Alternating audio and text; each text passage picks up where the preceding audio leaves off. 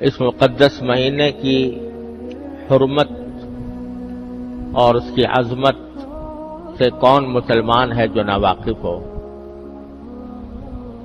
اللہ تبارک و تعالی نے اس مہینے کو پوری امت مسلمہ کے لیے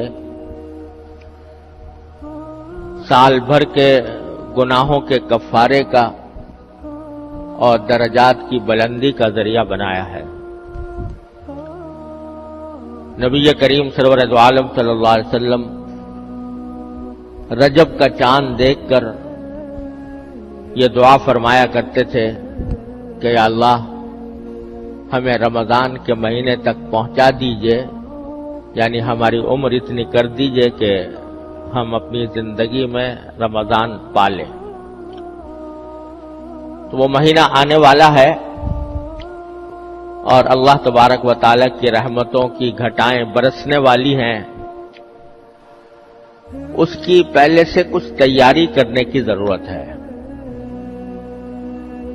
رمضان المبارک کا مہینہ ہر سال آتا ہے اور گزر جاتا ہے، لیکن ہمیں کوشش یہ کرنی چاہیے کہ اس رمضان کے ایک ایک لمحے سے، اس کی ایک ایک ساعت سے صحیح فائدہ اٹھائیں، کیونکہ آدمی غفلت کی حالت میں مہینہ شروع کر دیتا ہے اور باتیں آج سے کل پر اور کل سے پرسوں پر ٹلتی چلی جاتی ہیں۔ اس لیے اس بات کی ضرورت ہے کہ شروع ہی سے، رمضان شروع ہونے سے پہلے آدمی اس کی تیاری کرے۔ یہ مہینہ یوں تو روزوں کا مہینہ ہے، رات کے وقت میں تراویح اس میں سنت مؤکدہ قرار دی گئی ہے، لیکن ایسا لگتا ہے کہ یہ پورا کا پورا مہینہ در حقیقت مسلمانوں کو ایک نئی زندگی دینے والا مہینہ ہے۔ 11 مہینے تک ہم لوگ اپنی دنیاوی مصروفیات میں لگے رہتے ہیں اور ان مصروفیات کی وجہ سے بسا اوقات ہم پر غفلت طاری ہوتی رہتی ہے اور اللہ جل جلالہ کے ساتھ جو مضبوط تعلق ہونا چاہیے تھا وہ کمزور پڑ جاتا ہے۔ اس واسطے اللہ تبارک و تعالی نے یہ مہینہ اس غرض کے لیے بنایا ہے کہ جو لوگ سال کے 11 مہینوں میں اللہ تبارک و تعالی کے تعلق سے دور چلے گئے ہیں، ان کو اس مہینے میں قریب لایا جائے اور اللہ تبارک و تعالی کی محبت، اس کی خشیت، اس کا تعلق، اس میں اضافہ ہو۔ اور در حقیقت یہ مہینہ اس لیے بھی بڑی اہمیت رکھتا ہے کہ اگر غور سے دیکھا جائے تو یہ ایک ٹریننگ کورس ہے جس سے ہر مسلمان کو گزارا جاتا ہے۔ یہ ایک تربیت کا زمانہ ہے، یہ اپنی روح کو بالیدگی، اپنی روح کو تازگی دینے کا مہینہ ہے۔ یہ اللہ تبارک و تعالیٰ کی رحمتوں کو متوجہ کرنے کا مہینہ ہے۔ یہ اللہ تبارک و تعالیٰ کے ساتھ مضبوط تعلق قائم کرنے کا مہینہ ہے۔ یہ اس بات کا مہینہ ہے کہ انسان اپنے آپ کو گناہوں سے بچنے کی عادت ڈالے اور اس کی تربیت حاصل کرے۔ روزہ بذات خود بہت عظیم عبادت ہے، لیکن اس کا ایک بہت بڑا مقصد یہ ہے کہ انسان کو اپنی نفسانی خواہشات پر قابو پانے کی عادت پڑے۔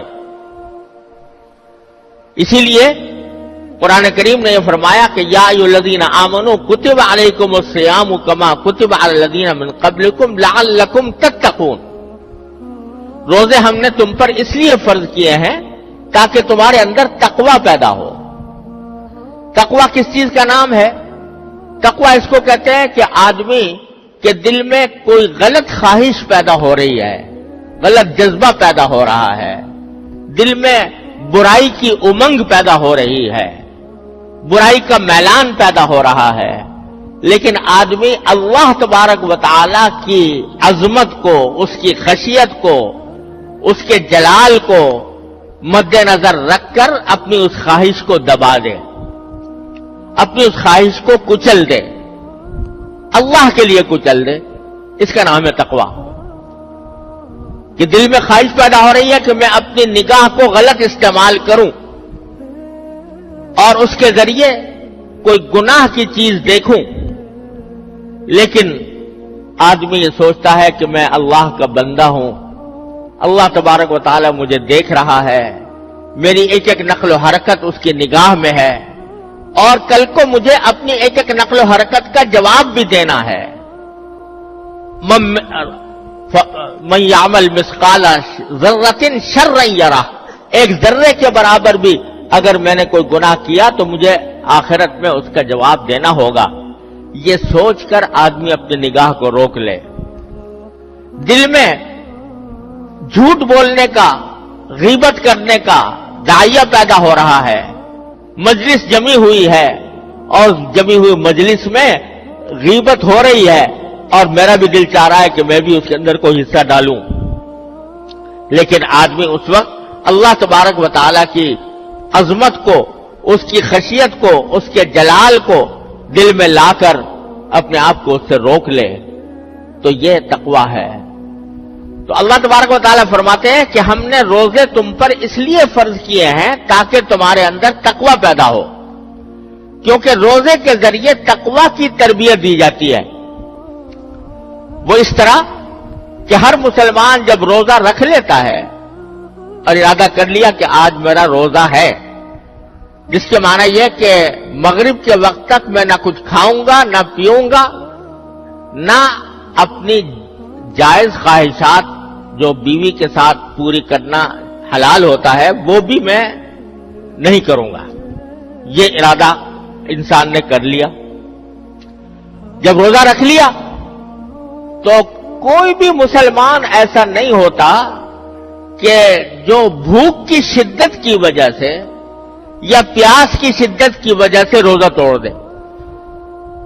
بھوک لگی ہوئی ہے، کھانا موجود ہے، اس کی خوشبو آ رہی ہے، اس کو کھانے کو دل چاہ رہا ہے، لیکن چونکہ روزہ رکھ لیا ہے تو اس وجہ سے آدمی سوچتا ہے کہ میں نے روزہ رکھا ہوا ہے، اس حالت میں کھانا میرے لیے جائز نہیں، صبر کرو، شام تک صبر کرو، جب شام ہوگی اور یہ کھانا حلال ہو جائے گا پھر کھاؤں گا۔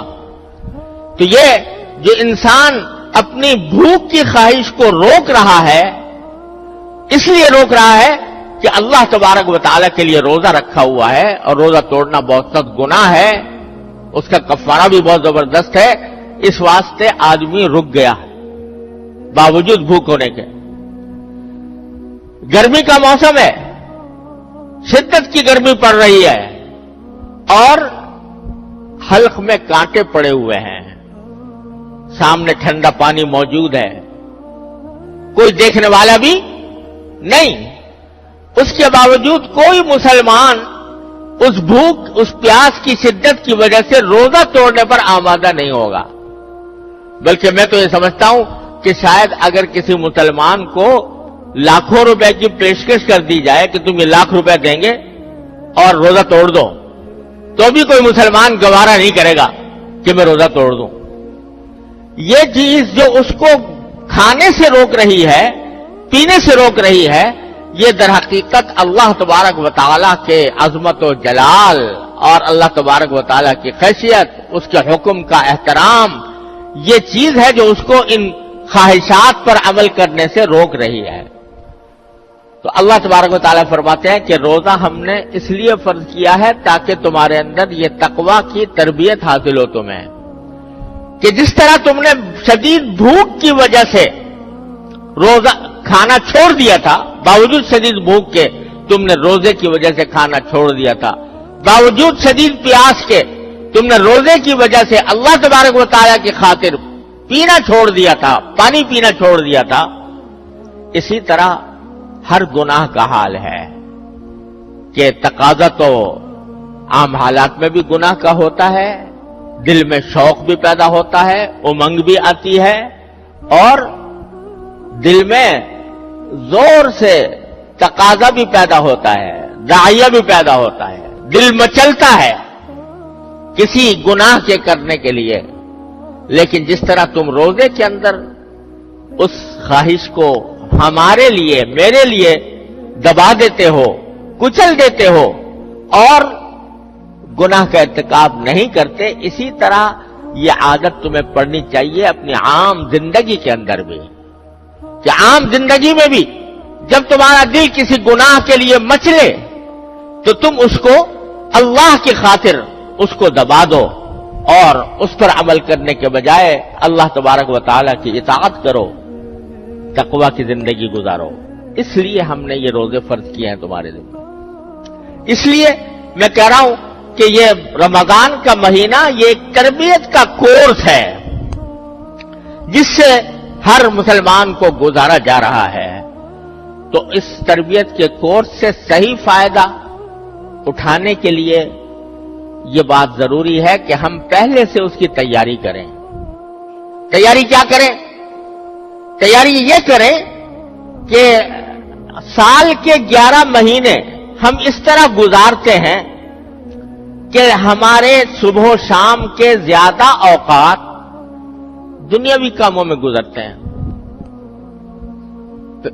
پیسہ کمانے میں، تجارت میں، ملازمت میں، زراعت میں، کھیتی باڑی میں، اور اپنے لیے روزگار کی تلاش میں، اور اپنے لیے اپنے جسمانی لذتیں حاصل کرنے کی فکر میں، اس کام کے لیے اس کام میں گزرتے ہیں زیادہ تر اوقات۔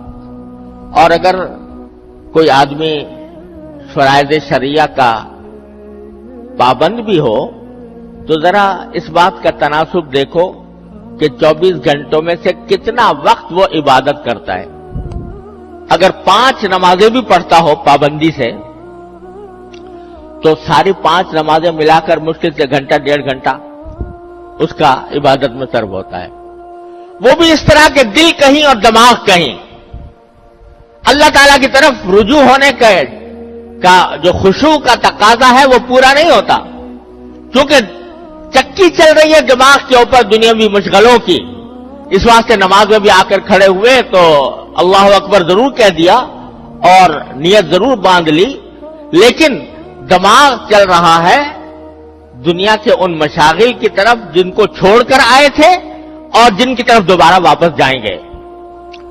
تو گھنٹہ 1.5 گھنٹہ مشکل سے عبادت میں گزرتا ہے، اور باقی سارے 22-23 گھنٹے وہ اپنے اس جسم کو راحت پہنچانے کے لیے، اپنے اس جسم کو لذت دینے کے لیے اور اس کے لیے غذا فراہم کرنے کی خاطر یہ سارا وقت گزارتے ہیں ہم 11 مہینے میں۔ تو یہ رمضان کا مہینہ اللہ تبارک و تعالی نے اس لیے عطا فرمایا ہے کہ اس مہینے کے اندر اپنی عبادتوں کی مقدار بڑھا دو، اللہ تبارک و تعالی کے ساتھ تعلق کو مزید مضبوط بنانے کے لیے عبادتوں کی مقدار بڑھا دو اور دنیاوی مصروفیات کی تعداد کم کر دو۔ عام سارے 11 مہینے تم اپنے جسم کو پال رہے ہو، جسم کو پال رہے ہو، اسی کے لیے کھانا ہے، اسی کے لیے پینا ہے، اسی کے لیے ساری تگ و دو ہے، اور یہ مہینہ ہم نے تمہیں اس لیے دیا ہے کہ اس میں اپنی روح کی پرورش کرو، روحانی ترقی حاصل کرو، اللہ تبارک و تعالیٰ کا قرب حاصل کرو۔ اس غرض کے لیے ہم نے یہ مہینہ بھیجا ہے۔ تو اسی واسطے کھانے پینے کی مقدار کم ہو گئی روزہ رکھ کر۔ رات کے وقت میں تراویح 20 رکعتیں اللہ تبارک و تعالیٰ نے سنت قرار دے دی کہ 20 رکعتیں تمہیں ادا کرو۔ تو عام دنوں کے اندر جتنی نماز پڑھتے تھے گھنٹہ 1.5 گھنٹے کی، تو ساری ملا کر وہ ایک تراویح کی نماز میں اتنا وقت ادا ہو جائے گا۔ تو اللہ تبارک و تعالیٰ کا مقصود بندوں سے یہ ہے کہ وہ اس مہینے کی قدر کر کے اس میں اپنے جسم کے تقاضوں کو کم کریں اور روح کے تقاضوں کو غالب کریں، وہ کام زیادہ کریں جو ان کی روح کو نشو و نما دینے والا ہو، اس کو پروان چڑھانے والا ہو۔ لہذا اس میں مصروفیات، دنیاوی مصروفیات کم سے کم کی جائے، جتنی کم کر سکتا ہو کوئی شخص وہ کم کر لے۔ اگر اپنے کاروبار، اپنی ملازمت اور اپنے دوسرے روزگار کے کام ہیں وہ ضروری ہیں، جتنی ضرورت ہے بس اس حد تک اس کو رکھیں، اور باقی اوقات کو فضولیات میں گزارنے کے بجائے، باقی اوقات کو دوسرے مشاغل کے اندر گزارنے کے بجائے یہ زیادہ سے زیادہ اللہ تبارک و تعالیٰ کی عبادت کے لیے ان کو مخصوص کیا جائے۔ تو پہلے سے میں اس لیے عرض کر رہا ہوں کہ اگر آدمی پہلے سے یہ اپنی زندگی کا کچھ نظام اس طرح بنائے کہ رمضان کے مہینے میں میری دوسری مصروفیات کم ہو جائیں، لوگوں سے میل جول کی بھی ضرورت نہیں، سارا سال پڑا ہوا ہے میل جول کرنے کے لیے، سارا سال پڑا ہوا ہے دوستیاں بگارنے کے لیے اور عزیز و اقارب سے ملاقات کے لیے۔ ان دنوں میں میل جول کم کریں، ان دنوں میں دوستیوں کا اور مجلس آرائی کا جو مشغلہ ہے اس کو ترک کریں، اور اپنی جو ذاتی ذمہ داریاں اور مصروفیات ہیں ان کو جس حد تک کم کر سکتے ہوں وہ کم کر کے زیادہ سے زیادہ وقت اللہ تبارک و تعالیٰ کی عبادت کے لیے مخصوص کریں۔ اس میں جب عبادت کا وقت ملے تو اس رمضان المبارک کے مہینے میں کم از کم 2-3 باتیں ہیں جن کا اہتمام اللہ تبارک و تعالیٰ کرنے کی توفیق عطا فرمائے، کہ عام دنوں میں اگر جو نفلی نمازیں پڑھنے کا موقع نہیں ملتا یا توفیق نہیں ہوتی، ان نفلی نمازوں کا کم از کم رمضان میں اہتمام کر لیں۔ مثلا تہجد، آخر رات میں اللہ تبارک و تعالیٰ کی بارگاہ میں کھڑے ہو کر نماز ادا کرنا، یہ اتنی عظیم عبادت ہے اور اس کے اتنے عظیم فوائد ہیں، اور اس کے ذریعے انسان کی روح کو اتنی ترقی ملتی ہے کہ جو اور کسی عمل سے نہیں ملتی، کسی نفلی اور عمل سے نہیں ملتی۔ لیکن عام دنوں میں ہم لوگ بکثرت اس عبادت سے محروم رہتے ہیں، کیونکہ زندگی کا ڈھانچہ ایسا بن گیا ہے، ایسا برا ڈھانچہ بن گیا ہے کہ رات جو اللہ تعالی نے سونے کے لیے بنائی ہے وہ آدھے سے زیادہ جاگنے میں گزر جاتی ہے۔ 12-1 بجے سے پہلے لوگ سوتے نہیں، اور صبح کو 12 بجے سے پہلے کاروبار شروع نہیں ہوتا، 12-1 بجے سے۔ یہ ایسی مصیبت کھڑی ہو گئی ہے کہ جس نے ہماری پوری زندگی کا نظام بدل کے ڈال دیا ہے۔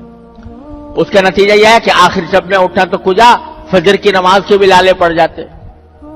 لہذا عام دنوں میں توفیق نہیں ہوتی تہجد کی نماز کی، لیکن رمضان کے مہینے میں آدمی کو اپنی پیٹ کی خاطر آخر میں اٹھنا پڑتا ہے، سحری کھانے کے لیے لازماً اٹھنا پڑتا ہے۔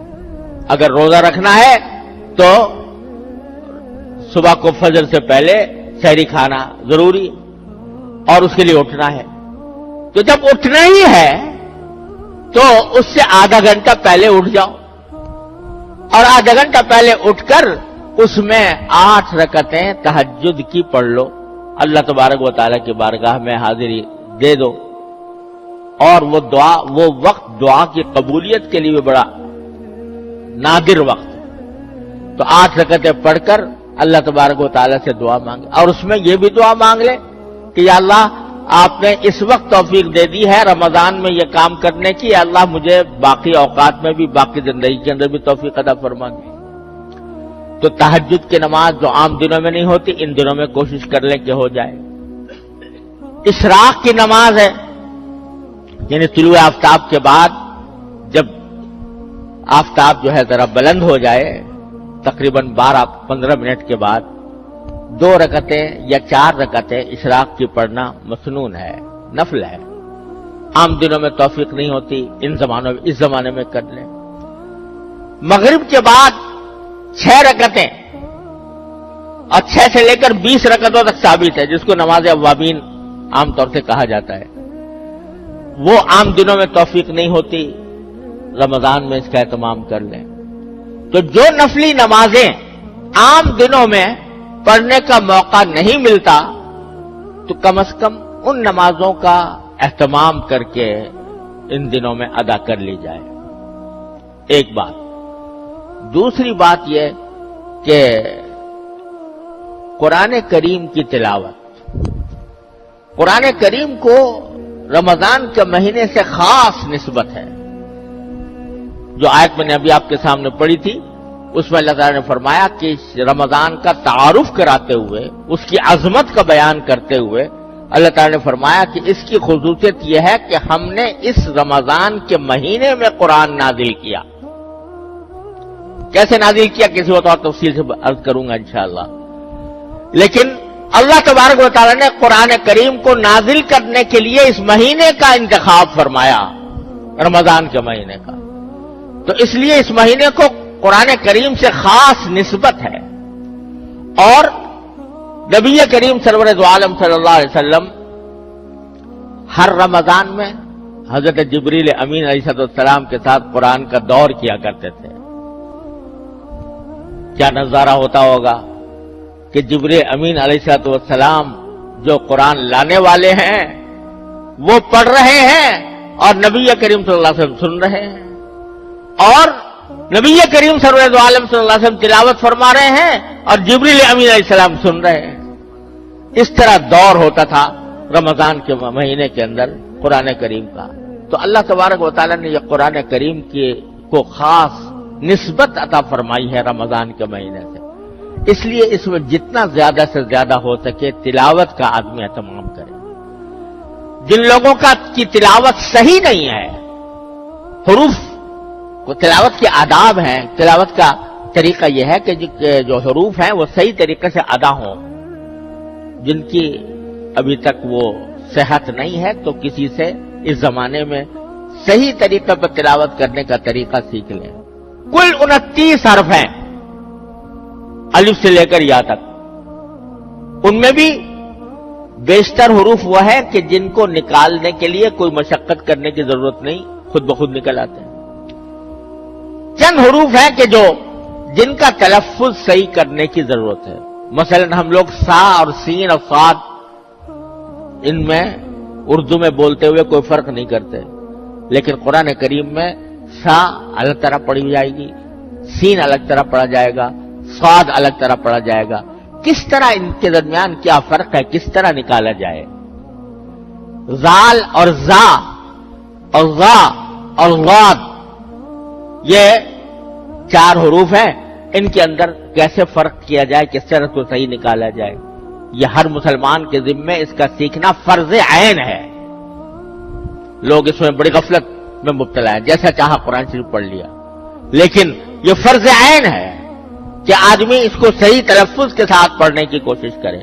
تو اگر کسی کا تلفظ صحیح نہیں ہے تو اس رمضان کے مہینے کے اندر اس کا تلفظ صحیح کر کے تلاوت کا زیادہ سے زیادہ وقت جو ہے وہ تلاوت میں گزارا جائے. تیسری بات یہ کہ یہ اللہ جل جلالہ کے ساتھ تعلق قائم کرنے کا مہینہ ہے، لہذا اس میں ذکر جتنا زیادہ ہو سکے، کثرت سے ذکر، چلتے پھرتے اٹھتے بیٹھتے کوئی نہ کوئی ذکر زبان پر رہے. اور اس میں سب سے اچھا یہ ہے، یوں تو جو بھی ذکر زبان پر آ جائے، سبحان اللہ، الحمدللہ، درود شریف، استغفار، جو ذکر بھی زبان پر آ جائے. لیکن تیسرا کلمہ سبحان اللہ والحمدللہ ولا الہ الا اللہ واللہ اکبر ولا حول ولا قوت الا باللہ العلی العظیم، اس کے بڑے عظیم فضائل ہیں. رمضان المبارک کے مہینے میں جتنا ہو سکے اٹھتے بیٹھتے چلتے پھرتے کھاتے پیتے ہر حال میں اس ذکر کی کثرت کی جائے. اور بھائی چوتھی بات یہ کہ اللہ تعالیٰ نے یہ مہینہ دعاؤں کا مہینہ بنایا، دعاؤں کا مہینہ، کہ اس میں اللہ تبارک و تعالیٰ کی طرف سے دعا کی قبولیت کے دروازے کھلے ہوتے ہیں. تو دعائیں کثرت سے کرو اللہ تبارک و تعالیٰ کے بارگاہ میں. اور اللہ تعالیٰ کی رحمت یہ ہے کہ اگر اپنے کسی دنیاوی مقصد کے لیے بھی دعا کرو گے وہ بھی اللہ تعالیٰ کے ہاں عبادت لکھی جاتی ہے, اس پر بھی اجر و ثواب ملتا ہے. آپ کہو یا اللہ میرا قرضہ جلدی ادا کرا دیجئے, تو دعا تو مانگ رہے ہو اپنا قرضہ ادا کرانے کی, لیکن اس عمل کے اوپر براہ راست اس دعا کے اوپر ثواب مل رہا ہے. قرض جب ادا ہوگا لیکن اس دعا کرنے سے فوراً تمہارے نام اعمال میں ایک عظیم نیکی کا اضافہ ہو گیا, اس پر اللہ تعالیٰ جزا عطا فرمائیں گے. الدعاء هو العبادہ ایک حدیث میں فرمایا گیا, دعا بذات خود عبادت. اپنے روزگار کے لیے دعا مانگ رہے ہو, اپنی معاشی خوشحالی کے لیے دعا مانگ رہے ہو, لیکن یہ دعا بذات خود عبادت لکھی جا رہی ہے, اللہ تبارک و تعالیٰ کے یہاں سے اس کا اجر مل رہا ہے. تو دعاؤں کی کثرت.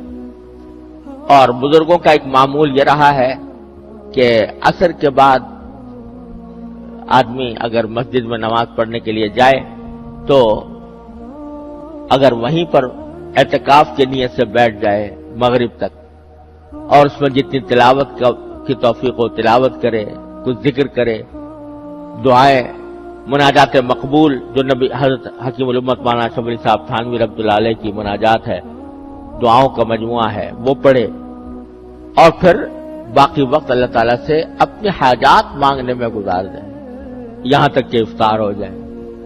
تو اس کے ہمارے بزرگوں کا یہ معمول رہا ہے, اور اس معمول سے کہ بڑے انوار و برکات ہیں.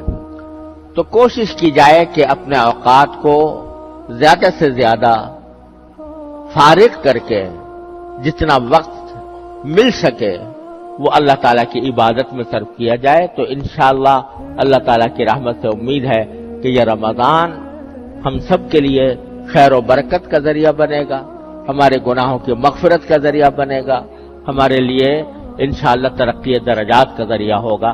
اللہ تبارک و تعالیٰ اپنے فضل و کرم سے اپنی رحمت سے ہم سب کو اس کی توفیق عطا فرمائے. وآخر دعوانا الحمدللہ رب العالمین.